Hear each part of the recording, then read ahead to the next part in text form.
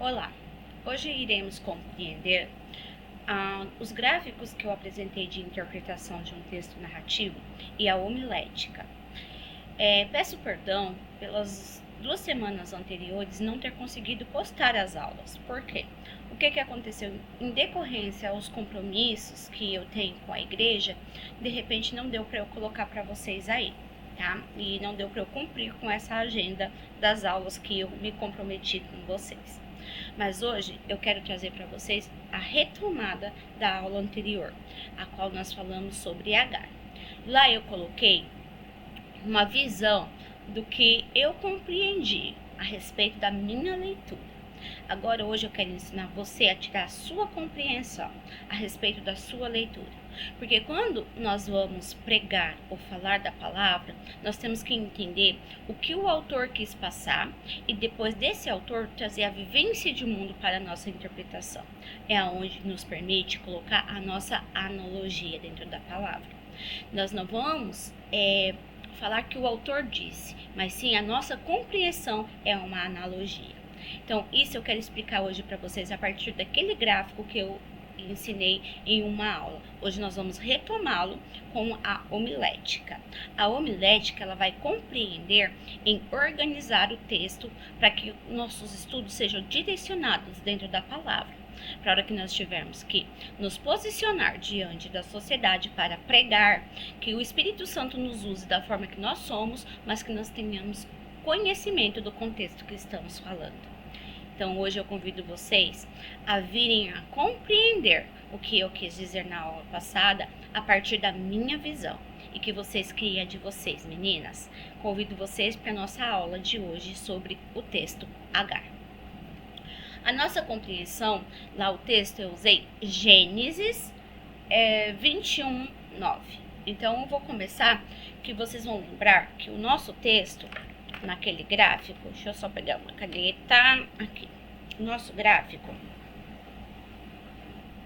ele é desta forma. Não sei se tá aparecendo. Nosso gráfico é este. A partir desse gráfico, eu quero fazer vocês pensarem diante da palavra, tá? Então, assim, ó, o versículo 9 vai dizer assim: eu vi Sara, que o filho de Agar, a egípcia, tinha dado a Abraão, zombava. Então, aqui nós estamos tendo alguém contando uma história, alguém narrando essa história, que ela viu ali Sara, naquele momento, o anjo ou alguém que está aqui no texto está narrando a história. Então, ele começa a colocar a gente dentro do contexto, daquilo que está acontecendo, para que ele possa desenrolar os outros acontecimentos. No 10 vai dizer assim: eu disse a Abraão, ponha fora esta serva e o seu filho, porque o filho desta serva não herdará com Isaque, meu filho. Então, nós vamos ter aqui no 9 uma compreensão que é onde começam os fatos, certo? O 11 vai dizer assim: e pareceu esta palavra muito má aos olhos de Abraão, por causa do seu filho. Porém, Deus disse a Abraão: não pareça mal aos teus olhos o moço acerca da tua serva. Em tudo o que Sara diz, ouve a voz, porque em Isaque será chamada a tua descendência.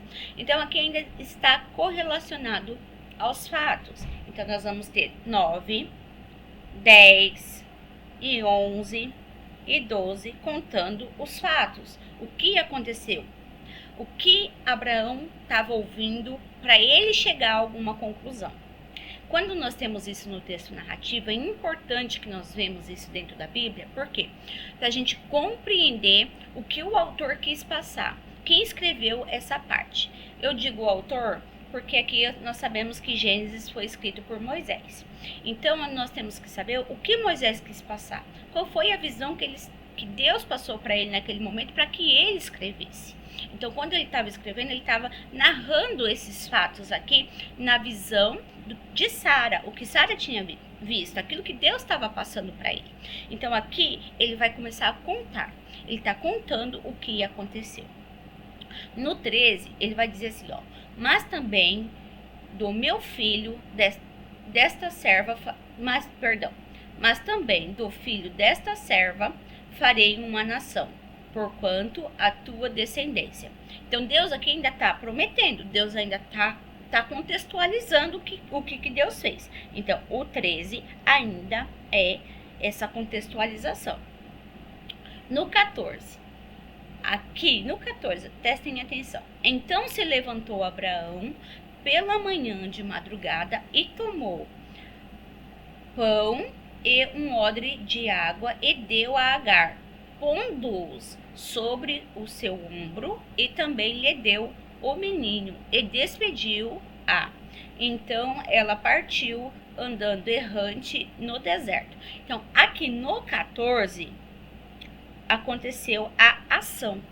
Lembra que eu falei que quando a gente vai fazer uma interpretação, é a ação que dá decorrência aos fatos? Então aqui foi onde eu cheguei à nossa conclusão. A nossa ação foi no 14. Aonde está a ação de Abraão? Porque até ali ele estava ouvindo. Então a partir desta ação que vai se desenrolar a história.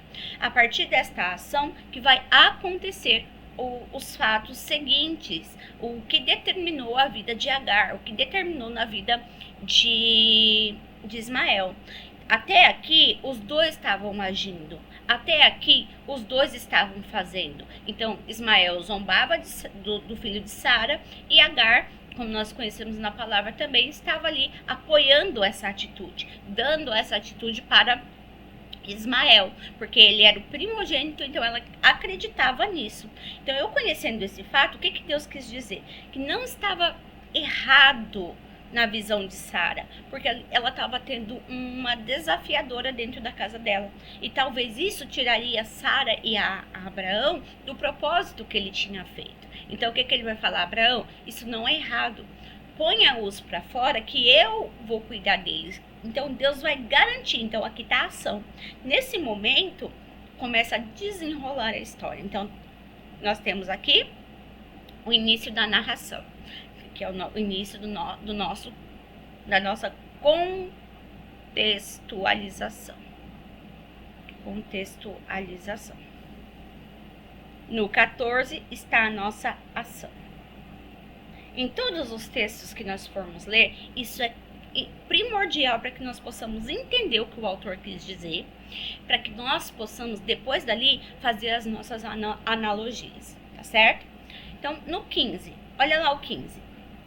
É consumida toda a água do odre e lançou o menino debaixo de uma das árvores. Então, no 14 eu vou ter a ação. No 15 eu vou ter o contexto. O que aconteceu depois disso? Então, o 15 eu vou ter a ação. Então, o que aconteceu depois disso? Ele coloca Agar para fora, a ação de Abraão. Deus faz uma promessa e Agar sai andando. Então, o 16, nós vamos ter aqui o nosso contexto, que é o que aconteceu com ela após essa ação. O 17, escutamos lá. Leremos lá na palavra. Eu ouviu Deus a voz do menino, e bradou o anjo de Deus a Agar desde os céus e disse-lhe: que tens, Agar? Então aqui, olha só, nós temos no 17 o nosso clímax, que até aqui nós não saberíamos qual o destino de Agar e de Ismael. Até o anjo aparecer, até Deus, o próprio Deus aparecer para Agar, nós não teríamos. Então no 17 vai ser o nosso clímax. Aqui começa a mudar a situação de Agar. No 17, então nós vamos ter o nosso clímax. Então vai começar a mudar a visão de Agar, vai começar a mudar o destino de Agar. Então o anjo pergunta: o que tens, Agar? O que está te ocorrendo? Fala para mim. Então nesse questionamento que ele pergunta: o que tens, Agar?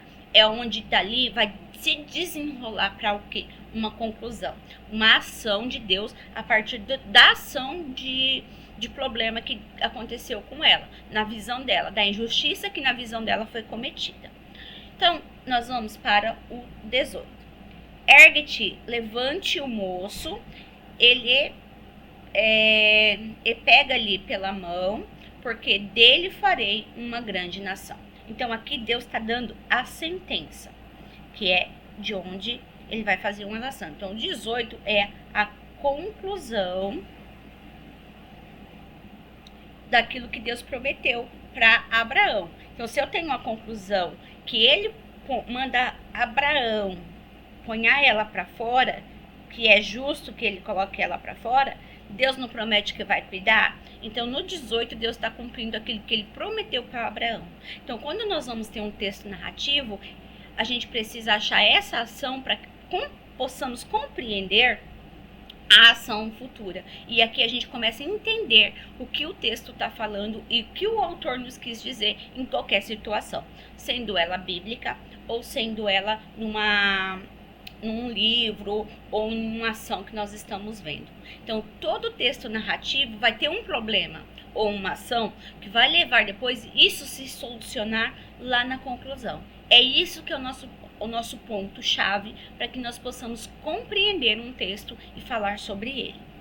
No 19, e abriu Deus os olhos de Agar, então ó, o 19 também está na conclusão, porque Deus vai mostrar para ela todas as coisas. E o 20, e era Deus com o moço, o 20 também vai entrar, porque está na conclusão da ação de Deus na vida através daquilo que foi feito a eles. E o 21, e ele habitou no deserto até, então o 21 é onde chega o nosso final, que Deus vai ali colocar toda essa ação, toda a conclusão final. Conclusão final.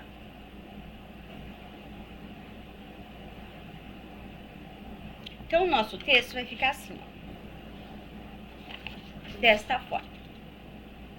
Não sei se a luz... Deixa eu ver se eu colocar mais folhas, dá para vocês enxergarem o nosso final, certo? Então, nós vamos ter o 9, o 10, o 11, o 12 e o 13, aonde vai estar contando a história. O porquê que teve essa ação. Ele justifica o porquê que teve essa ação no 14. O contexto vai te dizer o que decorreu depois da ação. O clímax vai ser a hora que você vai ficar naquele ponto. O que vai acontecer a partir daqui? O que Deus vai fazer a partir daqui? Em qualquer texto. Ou o que a pessoa vai fazer a partir daqui? O 18, 19 e 20 é a conclusão. O que aconteceu que Deus respondeu? Por que Deus respondeu? O porquê está aqui. Se esse porquê é por conta da ação lá atrás que teve, para Deus fazer justiça, porque seria uma injustiça Ismael não receber a parte da herança dele como primogênito que Deus prometeu. Que Deus prometeu às nações de Abraão que todos eles teriam bênçãos na terra, que a nação dele seria abençoada na terra. Então não seria justo Deus dispensar Ismael sem que Deus o abençoasse. Então, a partir disso, quando eu compreendo isso, é o que eu tenho que passar para o povo. É o que eu tenho que passar ali. Compreendi o que Deus quer dizer. O que Moisés colocou na escritura. Aí agora eu vou fazer a minha analogia, que foi o que eu fiz. Ela estava no deserto. Quando eu disse que deserto não dura para sempre, é por isso. Porque ali naquele deserto, ela teve uma intimidade com Deus e Deus deu oportunidade a ela de estar junto na presença de Deus para que Deus pudesse cumprir aquilo que foi feito. Então ele aparece para ela. Ele mostra para ela que ela estava certa num ponto, que ela não estava sozinha, que Deus ia abrir para ela, porque Ismael sim era filho de Abraão, de uma promessa, mas não da promessa que dela viria Jesus. Então ali ela começa a abrir os olhos e entender que a promessa de Deus, o propósito de Deus era para Sara, para a família, para o filho de Sara e não para o filho dela. Que o filho dela tinha direito sim a ser abençoado, mas não com a vinda de Jesus. Não seria dele que Jesus viria. Ele receberia por herança aquilo que Deus prometeu por ser filho de Abraão, mas só por ser filho de Abraão. Não que Deus tinha algum propósito de Jesus vir da casa dele. Ficou fácil agora compreender a minha visão dentro que eu coloquei dentro do texto? Por mais que nós não tenhamos a analogia que eu quis passar lá, por mais que nós não tenhamos o propósito, porque Deus nos gera cada um com um propósito. Sara, Isaac foi para o propósito de construir a nação de Israel. Ismael, Deus deu uma nação para ele? Sim. Mas qual foi o propósito que Deus colocou para ele? Talvez Deus colocou o propósito lá. Era para ele dar sequência, porque a bênção da casa era para os filhos de Abraão, a descendência de Abraão, ser múltiplas na terra. No entanto, que de lá veio o islamismo.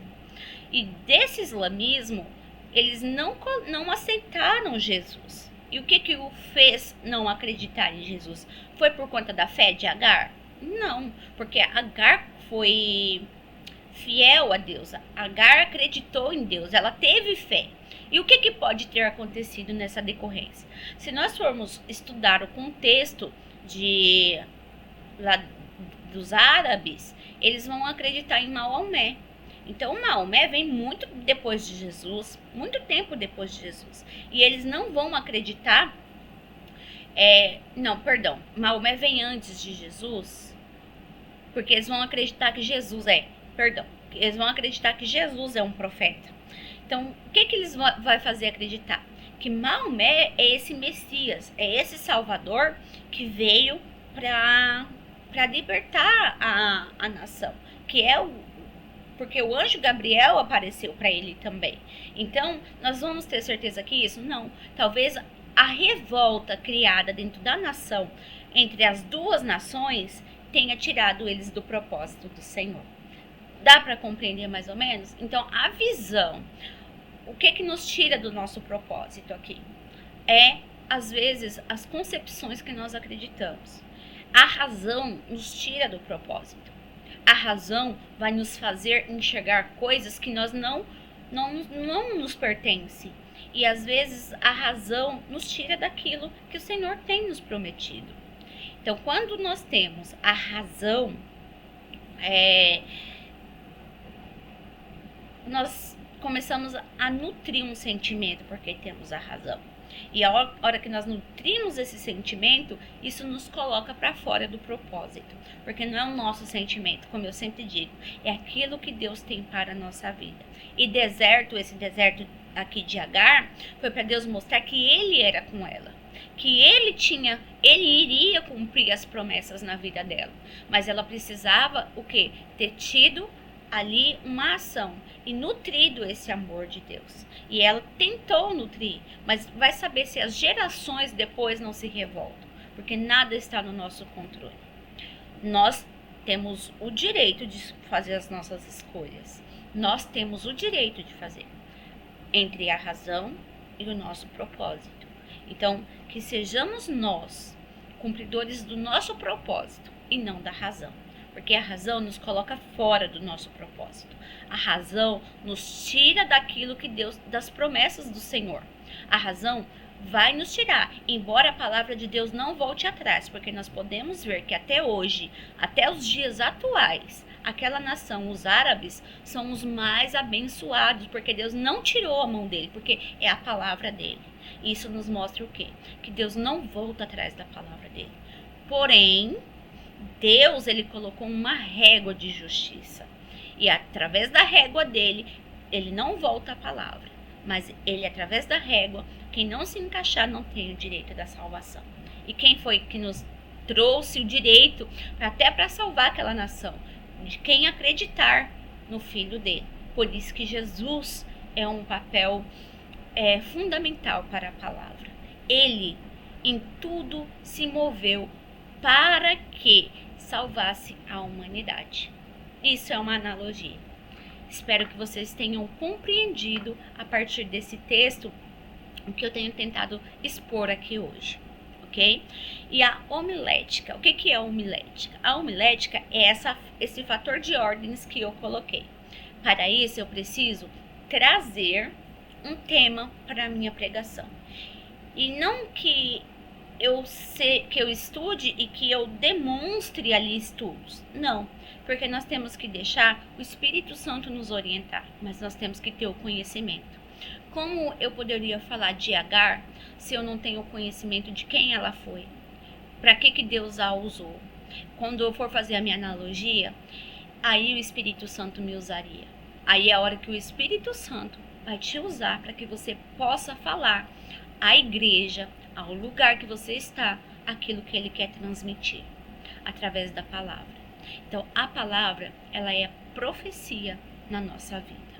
E a homilética, ela vai nos ajudar a colocar isso em coesão e coerência. Na outra aula eu vou falar um pouquinho sobre a coesão e a coerência.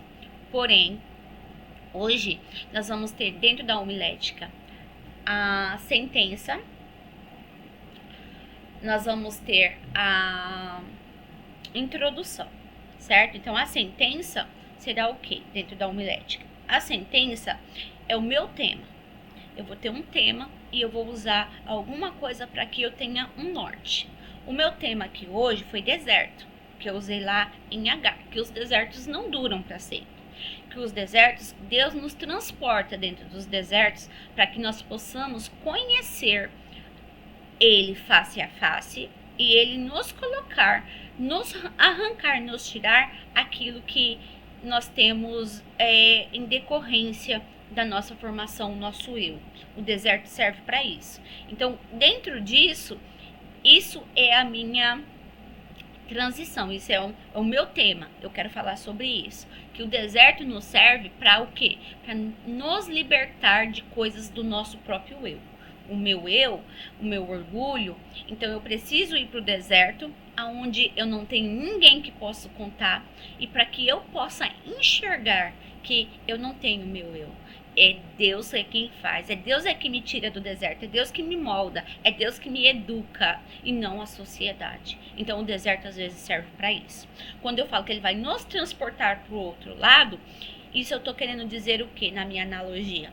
Que nós passamos pelo deserto, mas Deus nos transporta para o outro lado, nós aterrissamos do outro lado, esse transporte de alma, esse transporte de entendimento, que quando eu chegar aonde Deus quer que eu chegue, ele vai colocar a gente em solo firme, em solo de transição, do jeito que ele quer que nós ficaríamos, do jeito que ele quer nos transformar. Então, eu usei o deserto para esse tema. Você pode usar depois para que tema? Para outros tipos de tema, para falar do orgulho, talvez de Ismael, para falar. Essa palavra vai ter vários temas. Aquilo que o Espírito Santo colocar no teu coração para que você fale.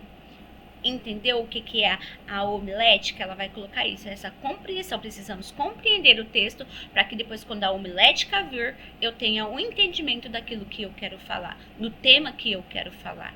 Então, eu usei o tema deserto para mostrar que Deus apareceu na vida de Agar para fazer justiça, e nesse deserto ele a transportou em paz até onde ele quisesse, até aonde ele quis colocar ela, e até a bênção que ele prometeu ali para a nação de Israel.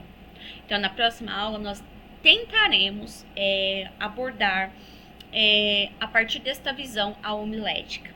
Nós sabemos também que não tem só a homilética para fazer essa compreensão. A homilética é uma parte grega de compreensão. E aí eu vou trazer a palavra homilética, como que ela faz, como que é essa compreensão, como que os gregos entendem esse uso. E tem também a compreensão da partes, que é a mutação da partes. Então, eu quero trabalhar essas duas visões, a homilética e a partes, para que você entenda qual que fica melhor, para que você faça a sua estrutura, para que o Espírito Santo, a sua compreensão de texto, para que o Espírito Santo, a partir do tema que ele gerar no teu coração, você possa abordar a palavra na igreja ou para quem ele te usar para falar. A aula de hoje é isso. Um beijo a todas e eu vou pedir aqui nesse momento que você feche seus olhos e nós vamos orar ao Senhor. Amém? Senhor, aqui eu apresentei hoje fatos da compreensão textual da Tua Palavra e de como nós deixamos o Espírito Santo nos usar diante da Tua Palavra. Deus, que essa aula seja de compreensão dentro das casas, para que quando as pessoas forem ler a Bíblia, que ela tenha um outro olhar, que ela venha olhar com o olhar do Espírito Santo, buscando aquilo que o Senhor, quando usou os homens na terra para escrevê-la, possa compreender a mensagem que o Senhor passou. Porque a tua palavra é a fonte de estudo, é a luz para os nossos pés, que nos guia, e a partir dela nós sabemos, Senhor, que é profecia para a nossa vida. Por isso, Senhor, que nós precisamos compreendê-la e estudá-la fielmente e inculcá-la em nossas cabeças, para que nós possamos ser prósperos e abençoados na terra.